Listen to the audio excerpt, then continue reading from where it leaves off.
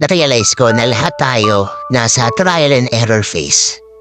Hindi natin alam kung tama ba yung ginagawa natin o kung meron ba tayong mapapala sa mga desisyong nagawa natin.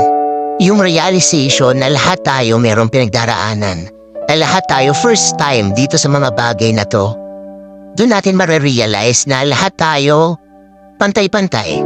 Kaya mahirap rin na i-compare yung sarili natin sa iba kasi mali mo yung chapter 1 mo, chapter 10 na pala niya. Marami tayong hindi alam sa ibang tao at marami rin silang hindi alam tungkol sa atin. Kaya kung darating yung pagkakataon na bako-compare natin yung sarili natin sa kanila, yun yung kailangan natin iwasan. Mahirap pero kailangan eh. Kaya nga lagi nila sinasabi, compare mo yung sarili mo sa dating ikaw. Kasi dun mo makikita kung nag-improve ka ba, kung meron ba nangyari na maganda sa buhay mo, yung realization na lahat tayo may pinagdaraanan. Doon tayo nagiging pantay-pantay. Lahat tayo may hinaharap. Kaya huwag mo i-pressure yung sarili mo sa nangyari sa ibang tao. Kasi may sarili kang labang pinagdaraanan. May sarili kang path na tinatahak.